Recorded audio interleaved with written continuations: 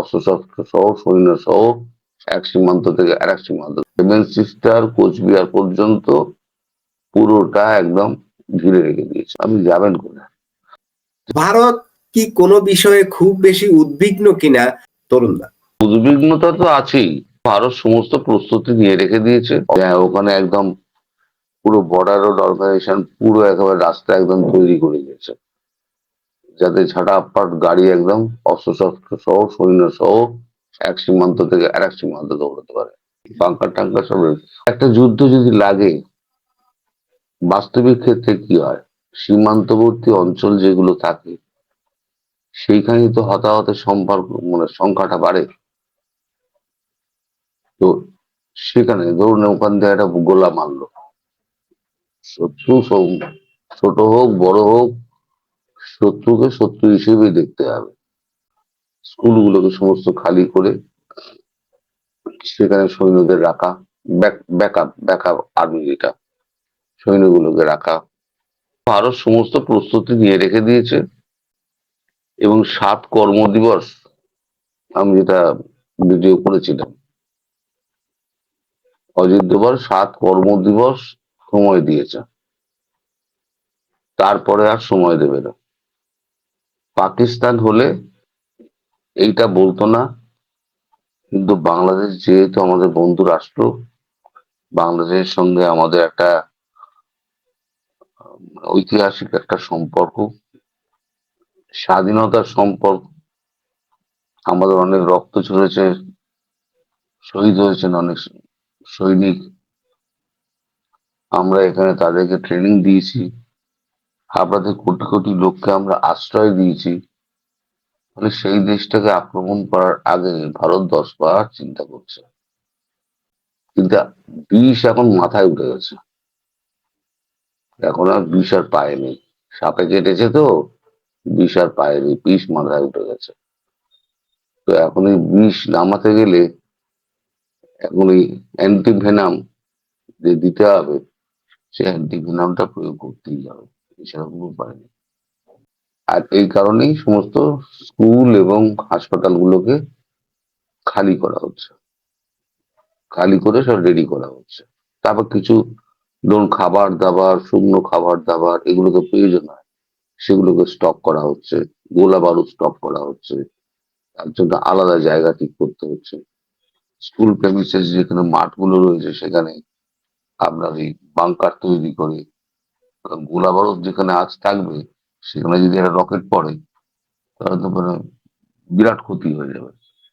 ওই জন্য বাংকার গুলো তৈরি করা হচ্ছে। বাংকার হয়ে গেছে অনেকদিনই, সেটা আমিও প্রকাশ করিনি, এখন সরকার থেকে যখন বলেছে তাই আমি প্রকাশ করলাম। বাংকার টাঙ্কার সব অনেকদিন আগে একবার বলেছিলেন, অজিত দোভাল গোপনে কলকাতা এসেছিলেন, এসে সীমান্ত অঞ্চলে গেছিলেন, অনেকদিন আগে বলেছিলাম। এবং সেখানে বাংকার গুলো তৈরি হচ্ছে, এটা বলেছিলাম হয়তো 6 মাস আগে বোধহয়। সেগুলো সব রেডি হয়ে গেছে, অস্ত্রশস্ত্র পৌঁছে গেছে। এবং আপনি খুব অবাক হবেন না যদি না কোনোদিনও দেখেন যে ভারতের কমান্ডো গিয়ে ইউনূসকে তুলে নিয়ে চলে এসছে। খুব একটা অবাক হবেন না, পরিস্থিতি এরকম জায়গায় যেতে পারে, কারণ ভারত ডেসপারেট হয়ে গেছে। এই রোজকার এই চিক চিক চিক চিক চিক চিক চিক চিক আর এই ভারত বিরোধিতা অমুক তমুক এ আর সহ্য করবে না। মারো, মেরে খতম করে দেবো, পাকিস্তানকেও খতম করবে, বাংলাদেশকেও খতম করবে, মানে যতটুকু পারা যায় এই হবে। মানে বাংলাদেশের পরিস্থিতি সর্বাঙ্গীন খুব খারাপ, এটুকু বলতে পারি। তরুণদা, বাংলাদেশের কিন্তু ভারতের যে ধরনের প্রস্তুতি, ওইখানে 3টা নতুন করে সেনা ঘাঁটি তারা তৈরি করেছে এবং আরো আরো অনেক বিমান বাহিনী, নানা ধরনের প্রস্তুতির কথা তো আমরা শুনছি, কিন্তু বাংলাদেশের কোন ধরনের প্রস্তুতির তথ্য কিন্তু আমাদের কাছে নেই। আপনাদের কাছে কোনো তথ্য আছে কিনা যে বাংলাদেশও এই ধরনের কোনো প্রস্তুতি নিচ্ছে কিনা, বা আমাদের কাছে এই ধরনের কোনো তথ্য নেই। আমাদের মনে হচ্ছে যে ভারত মনে হচ্ছে যে যা করছে এটা আগ বাড়িয়ে করছে। আকবরী মানে কি আমাদের কোনো আজকে? তথ্য কি আছে আপনাদের কাছে? না, আপনাদের কোনো তথ্য আমাদের কাছে নেই। কারণ আপনাদের তথ্য যতটুকু আমরা শুনেছি, একজন আর্মি অফিসারকে জিজ্ঞেস করা হয়েছিল যে কতক্ষণ যুঝতে পারবে, তিনি বলেছিলেন 7 থেকে 8 ঘন্টা। এবং কেন? বলে ওরা পৌঁছতে যা দেরি হবে, আর আমাদের পালাবার যা সময় লাগবে। আপনাদের আজ পর্যন্ত কোনো এডি সিস্টেম হয়েছে? 4টে এডি সিস্টেম বসালে সারা বাংলাদেশ বাঁচবে?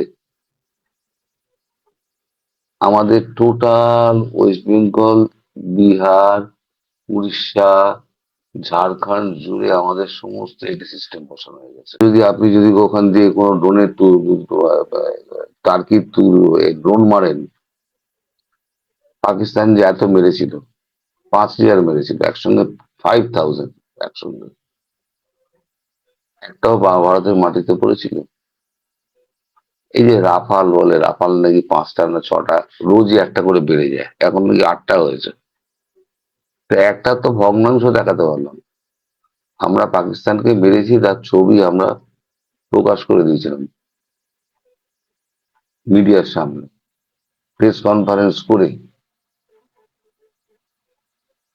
এখন বাংলাদেশের প্রস্তুতি বাংলাদেশ বলতে পারবে, প্রস্তুতি রাখার কোনো জায়গা নেই বাংলাদেশ। তরুণদা, লালমনিরহাটে বাংলাদেশের যে এই বিমান ঘাঁটিটার কথা আমরা শুনেছি, আমরা জানি না আসলে ওটা আদৌ তৈরি হচ্ছে কিনা, কিন্তু ভারতের তরফ থেকে এই নিয়ে কিন্তু এর আগেও আমরা আপত্তির কথা শুনেছি।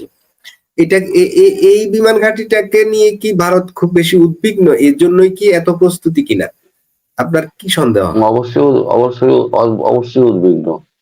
আমার বর্ডার থেকে 200 কিলোমিটারের মধ্যে যদি একটা যুদ্ধ বিমান ঘাঁটি হয়, যেটা সেকেন্ড ওয়ার্ল্ড ওয়ারের সময় তৈরি হয়েছিল, তখন তো অখণ্ড ভারত ছিল, তারপর থেকে তো পরিত্যক্ত ছিল, সেটাকে নতুন করে তৈরি করা, বাংকার তৈরি করা।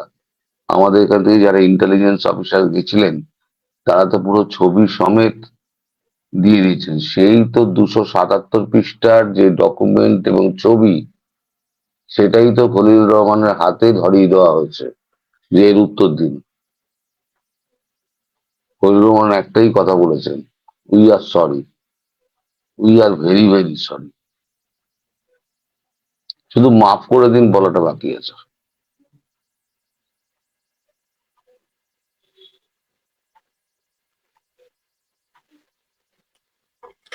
জি তরুণদা, আমি একটু রফিক ভাই ভারতের যে প্রস্তুতি, নিশ্চয়ই এই খবরগুলো রাখেন। আমার কাছে মনে হচ্ছে ভারত কেন জানি এ, বাংলাদেশের তরফ থেকে কোনো ধরনের প্রস্তুতি কিন্তু আমরা জানি না যে বাংলাদেশ ভারতের সাথে যুদ্ধ করবে বা করার মতো হুমকি ধুমকি বা কিছু কথা ব্যক্তি বিশেষ বলছে, এটা ঠিক আছে। এটা আমাদের মিডিয়াতেও আসছে, যেটা ভারতের মিডিয়াতেও আসছে। ভারত কখনো কখনো সহজভাবে প্রতিবাদও করেছে এই কথাগুলোর। কিন্তু বাংলাদেশের কোনো সামরিক প্রস্তুতির কোনো তথ্য কিন্তু আমাদের কাছে এ যাবৎকালে নেই, এবং ভারত সম্ভবত আহ, খুব আগ বাড়িয়ে এই প্রস্তুতিগুলো নিয়ে রাখছে। রফিক ভাই, যদি 5 মিনিটে একটু এই বিষয়টি একটু আলোচনা করেন, ভারতের উদ্বেগের কি কারণ থাকতে পারে? শুনেন, ভারতের উদ্বেগের কারণ তো অবশ্যই আছে। এতদিন তো ছিল না, 54 বছরে তো ছিল না। এখন আপনি যদি এখান থেকে বসে বসে আপনি হুমকি দেন, আপনার যে মিত্র শক্তি, নতুন মিত্র শক্তি, যাদের সাথে আপনার যুদ্ধ করে দেশ স্বাধীন করছেন, যাদের বিরুদ্ধে, তারা যদি তাদের সাথে হাত মিলায় চলেন, যাদের সাথে ওদের ভারতের শত্রুতা আছে, এখন আপনার মনে বিভিন্ন ধরনের আপ্যায়ন করতেছেন, খাইতেছেন, ইয়ে করছেন, তাহলে ওই লোক ভয় পাবে না? তাহলে ভয় পাওয়া নাকি, ভয় পাওয়ার ব্যাপার না, সেটা হলো তার দেশের যে মানুষের নিরাপত্তা দেওয়ার জন্য সেটা সেফটি নিবে না। আমি তো সবসময় কথা বলছি, এটা একবারে বলার তো কিছু নাই। এতদিন ওই এলাকা, আমি তো আগেই বলছি, ওই এলাকায় দরকার ছিল না, কারণ ভারত বাংলাদেশকে একদম মনে করছে যে খুব আমরা তাদের ঘনিষ্ঠ বন্ধু। সুতরাং ওই সীমান্ত নিয়ে এত মাথা ঘামাইছে না। ইন্ডিয়া ওই দিক দিয়ে আপনার ভারতে, পাকিস্তানের, আর ওই দিক দিয়ে চায়নার সীমান্ত নিয়ে ব্যস্ত ছিল, কিন্তু এসব নিয়ে চিন্তাই করছে না। এখন যেমন দেখতেছে যে না, ভারতের যে সবচেয়ে বড় শত্রু এবং বাংলাদেশে যাদের সাথে যুদ্ধ করছে, কোন ওরা নিয়ে আপনি মনে করেন যে আপনার যে ওই যে আপনার 30 লোক মারছে, 8-10 লাখ নারী নির্যাতন করছে, লাখ লাখ বাড়ি পুরাইছে, ওই লোকে যদি আপনার বন্ধু হয় তাহলে বলার তো কিছু নাই। ভারত যদি এই জিনিসটা যদি করতে হতো, ভারত তো ভয় পাবে যে ওরা তো অরিজিনালি, আমি তো বললে যে কি বলবো, আমার মুখে দিয়ে আসলে এটা দাদারা আসলে আমাদেরকে গালাগালি করে, ওই কথাটা আমার মুখে দিয়ে এসে পড়ছে। আপনি কতটুক মানে নিমুখ হারাম হইলে এই কাজটা আমি করতে পারেন দেশের? আমি তো মনে করি আমি যদি এই কাজটা করি, আমি আমি আমি তো দেশের কি ভালোবাসি না, দেশকে ভালোবাসি না। কারণ যাদের সাথে আমি যুদ্ধ করছি তাদের সাথে আমি কিভাবে হাত মিলাবো? সম্ভব না। এখন আপনি ওদের সাথে খাইতেছেন, খুব আনন্দ ফুর্তি করতেছেন, হুমকি দিচ্ছেন তাদেরকে নিয়ে, তারাও হুমকি দিচ্ছে। আপনি নিজে তো দিচ্ছেনই, তারাও হুমকি দিচ্ছে যে আমরা ওই দিক থেকে গিয়ে ভারতের উপর আক্রমণ করবো।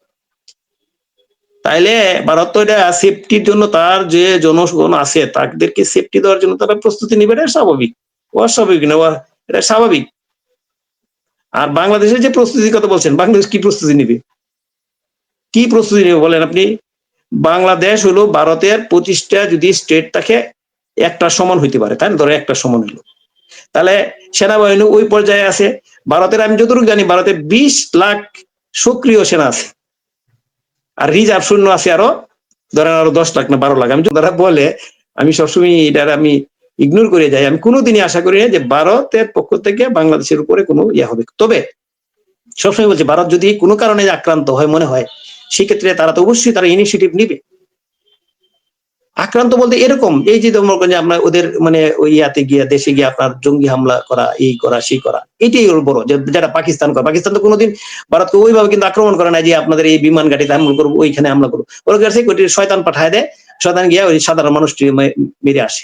ওই আমাদের এদিক থেকে এই ভূখণ্ড থেকে এরকম শয়তান পাঠাবে, গিয়ে ওই জনগণকে আপনার ক্ষতিগ্রস্ত করবে। সেটার জন্য তো ভারত অবশ্যই।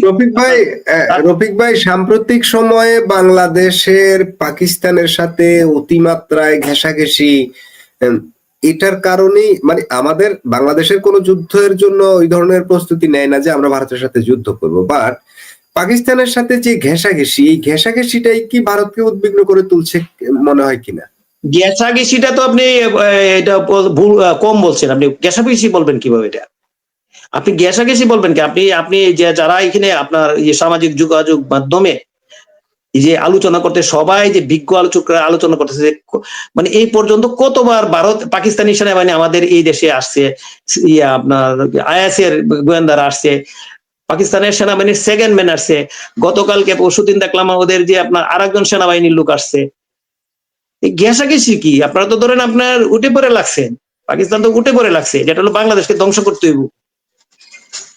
সুতরাং আমাদের দেশের ধরেন মনে করেন যে আমার মতন ওই বীর সন্তান আছে না, আপনি মনে করেন যে ওই কি বলবো, ওরা প্রত্যেক দিনই ভারতের কিন্তু দখল করে ফেলতেছে, প্রতিদিনই ভারতের রেডি করে ফেলতেছে, এই করতেছে, কিন্তু খুঁজেও তো ওদেরকে পাওয়া যায় না। কারণ ওদের বাপ দাদারাও তো শুনেন যুদ্ধের মুখোমুখি বা গুলির মুখোমুখি দেন। ভাই, আমরা যদি ভারত দখল করি কার লাভ? আমাদের লাভ না ভারতের লাভ? আমরা ভারত দখল করবো, ভারতের পেটের ভিতরেই ঢুকে যাবো, তো আমাদের লাভ কি হলো? না, আপনি ভারতকে আপনি দখল করবেন না, ভারত আমাদের দখল করবে। আমরা কি করবো? আমাদের পেট তো ছোট, আমরা ভারতকে ঢুকাবো কিভাবে? না, আমি কিন্তু ভারতকে আপনি দখল করবেন না, ভারত আপনাদের দখল করবে। আমরা ভারতের পেটের ভিতরে ঢুকে যাব দখল করতে গেলে, এটা কি সম্ভব? আমি বলতেছি কি, ভারত কি আপনারা দখল করবেন না ভারত আপনাদেরকে দখল করবে?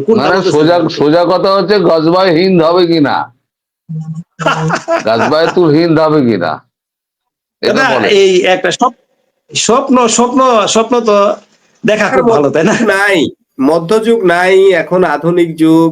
স্বপ্ন স্বপ্ন না, তাতেও মানুষ কালো চশমা পরে রয়েছে সামনে। যে আপনি এটা কমেন্টটা রেখে দিয়েছেন না, ভারত কিছুই করবে না, হ্যাঁ, এই ঘোরের মধ্যে মানুষ না করবে না। এই যে শুনেন, করবে না যেটা বলছেন, আমি তো প্রথমে বলছি করবে না। আমার শেষ করতে দিন একটুখানি।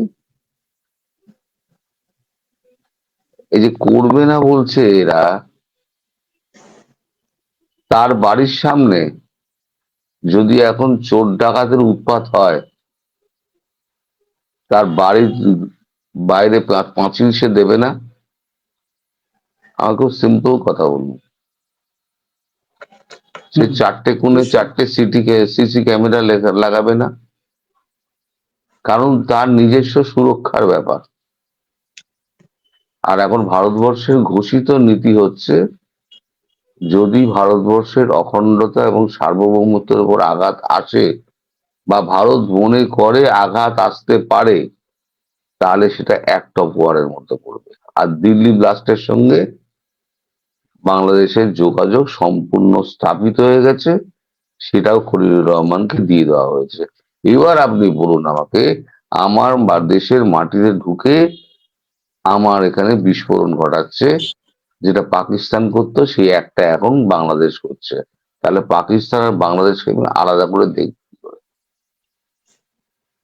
তারপরে কি করছে ইউনূস সরকার? যারা শত্রু, পাকিস্তানকে নিয়ে আসছে, টার্কিকে নিয়ে আসছে। মুসলিমরা এমন একটা জাতি, যারা, আমি সবাইকে বলছি না, এই ধরুন টার্কি, এত বড় ভূমিকম্প হলো, সব তো বহু হাজার হাজার মারা গেছে। প্রথম সবার আগে ত্রাণ পাঠিয়েছিল কে? ভারতবর্ষ। স্নিফার ডগ থেকে ডাক্তার, ওষুধ, তাঁবু, উদ্ধার কর্মী, এনডিআরএফ, সেনা, কি বাকি রাখেনি। কিন্তু পাকিস্তানের সঙ্গে যখন যুদ্ধ হলো ভারতের, তখন টার্কি কিন্তু প্রথম ড্রোনটা দিল হচ্ছে, টিভি ড্রোনটা দিল হচ্ছে পাকিস্তানকে। ভারতের কাজ করে, কিন্তু শত্রু যদি হয়ে যাও তাহলে আর বিশ্বাস করবে না। সেই টার্কিকেও আপনারা ডেকে এনেছেন, বাকি কি রেখেছেন বলুন? তারপরেও লিখছেন যে ভারত কিছু করবে না। স্বপ্নে বিরিয়ানি রান্না হচ্ছে তো, ঢালো ঘি ঢালো, এরম ব্যাপার আর কি।